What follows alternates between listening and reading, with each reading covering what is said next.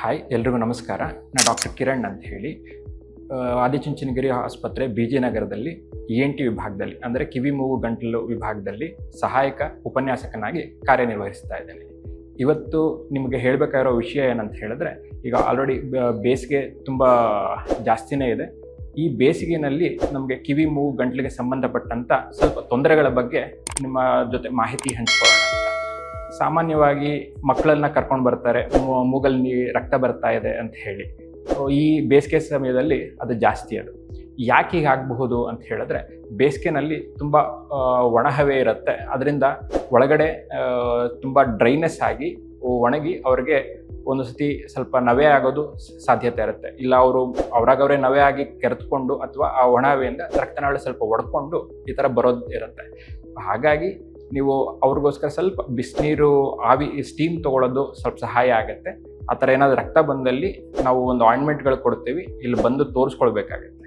So ಅದು ಒಂದು ಸಾಮಾನ್ಯವಾದ ಸಮಸ್ಯೆ. ಆದರೆ ಅದು ಹೆದರ್ಕೊಳ್ಳೋವಂಥ ದೊಡ್ಡ ಸಮಸ್ಯೆ ಏನಲ್ಲ. ಇನ್ನು ಎರಡನೇದು, ಈ ಸಮಯದಲ್ಲಿ ಧೂಳು ಜಾಸ್ತಿ ಇರುತ್ತೆ. ಹಾಗಾಗಿ ಅಲರ್ಜಿಗೆ ತೊಂದರೆ ಒಳಗಾಗುವಂಥವ್ರು ತುಂಬ ಇರ್ತಾರೆ. ನಿಮಗೆ ಧೂಳು ಹೊಗೆ ಜಾಸ್ತಿ ಇರೋದ್ರಿಂದ ಅದನ್ನು ಅವಾಯ್ಡ್ ಮಾಡೋದು ಬೆಟರ್ ಇರುತ್ತೆ. ಸೊ ಅದರಿಂದ ದೂರ ಇದ್ದಷ್ಟು ನಿಮಗೆ ಇರೋದಿಲ್ಲ. ಇನ್ನು ನಿಮಗೆ ಧೂಳು ಅವಾಯ್ಡ್ ಮಾಡಿದ್ರೂ ಸಮಸ್ಯೆಗಳಾಗ್ತಾ ಇವೆ ಅಂತ ಹೇಳಿದ್ರೆ, ನಮ್ಮ ಹಾಸ್ಪಿಟ್ಲಿಗೆ ಬಂದರೆ ನಾವು ಅದನ್ನು ನೋಡಿ ಅದಕ್ಕೆ ಸೂಕ್ತ ಚಿಕಿತ್ಸೆಯನ್ನು ಕೊಡಬಹುದಾಗತ್ತೆ. ಇನ್ನು ಮೂರನೇದು, ಈಗ ಬೇಸಿಗೆ ಇದೆ, ಎಲ್ಲಾದರೂ ಬಾವಿಗಳಿದ್ರೆ ಅಥವಾ ಕೆರೆಗಳಿದ್ರೆ ಈಜಾಡುವಂಥದ್ದು ಸಾಮಾನ್ಯವಾದ, ಅದು ನಮ್ಮ ಹಳ್ಳಿ ಕಡೆಯಲ್ಲಿ ಜಾಸ್ತಿ ಇರುತ್ತೆ. ಆದರೆ ಅದರಿಂದ ಸಮಸ್ಯೆ ಏನಾಗಬಹುದು, ಸಾಮಾನ್ಯವಾಗಿ ಯಾರಿಗೂ ಆಗೋದಿಲ್ಲ. ಕೆಲವರಲ್ಲಿ ಕಿವಿ ಒಳಗಡೆ ನೀರು ಹೋಯಿತು ಅಂದರೆ ಒಟೈಟಿಸ್ ಎಕ್ಸ್ಟರ್ನಾ ಅಂತ ಕಿವಿಯಲ್ಲೇ ಇನ್ಫೆಕ್ಷನ್ ಆಗುವಂಥ ಸೋಂಕಾಗುವಂಥ ಸಾಧ್ಯತೆ ಇರುತ್ತೆ.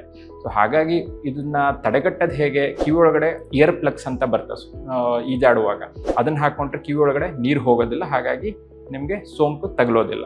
ಇಲ್ಲ ಆ ರೀತಿ ಸೋಂಕು ಆಯಿತು ಅಂತ ಹೇಳಿದ್ರೆ ಅದಕ್ಕೆ ಸೂಕ್ತ ಚಿಕಿತ್ಸೆಯನ್ನು ತಗೊಳ್ಳೋದು ಒಳ್ಳೆಯದು. ಸೊ ಇನ್ನೊಂದೇನು, ಸ್ವಲ್ಪ ತುಂಬ ಬಿಸಿ ಇದ್ದಾಗ ನಾವು AC ಉಪಯೋಗಿಸುವಂಥದ್ದು ಸಾಮಾನ್ಯ. ಆ AC ಉಪಯೋಗಿಸೋದ್ರಿಂದ ಏನು ತೊಂದರೆ ಆಗ್ಬೋದು, ಕೆಲವೊಬ್ಬರು ಸೂಕ್ಷ್ಮ ಜನರಿಗೆ ಸ್ವಲ್ಪ ಗಂಟ್ಲು ಕೆರೆತ ಆಗುವಂಥದ್ದು ಅಥವಾ ಮೂಗಲ್ಲಿ ಡ್ರೈನೆಸ್ ಆಗುವಂಥದ್ದು ಇದು ಸಾಮಾನ್ಯವಾಗಿ ಕಾಣ್ತೀವಿ. ಸೊ ಇದಕ್ಕೆ ಏನು ಮಾಡಬಹುದು ಅಂತ ಹೇಳಿದ್ರೆ, ಇದಕ್ಕೆ ಕಾರಣ ಒಂದು AC ಫಿಲ್ಟರ್ಗಳನ್ನ ಸ್ವಲ್ಪ ಸರಿಯಾಗಿ ಕ್ಲೀನ್ ಮಾಡಿರಲ್ಲ, ಅಥವಾ ಇನ್ನೊಂದು AC-ನಲ್ಲಿ ಬರುವಂಥ ಒಣಹವೆ ಇರುತ್ತೆ. ಸೊ ಹಾಗಾಗಿ ಸ್ವಲ್ಪ ಆ ನೀರನ್ನು ಸ್ವಲ್ಪ ಚೆನ್ನಾಗಿ ಕುಡಿಯುವಂಥದ್ದು ಒಂದು.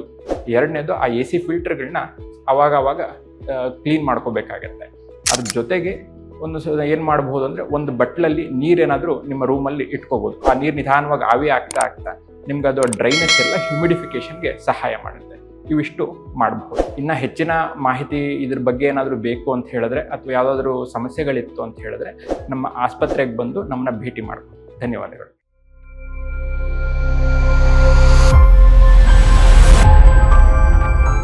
ಆರೋಗ್ಯ ಸಂಬಂಧಿಸಿದ ಹೆಚ್ಚಿನ ಮಾಹಿತಿಗಾಗಿ ಆದಿಚುಂಚನಗಿರಿ ಹಾಸ್ಪಿಟಲ್ ಯೂಟ್ಯೂಬ್ ಚಾನೆಲ್ನ ಸಬ್ಸ್ಕ್ರೈಬ್ ಮಾಡಿ. ಹಾಗೆ ಫೇಸ್ಬುಕ್ ಮತ್ತು ಇನ್ಸ್ಟಾಗ್ರಾಂನಲ್ಲಿ ತಪ್ಪದೇ ಫಾಲೋ ಮಾಡಿ.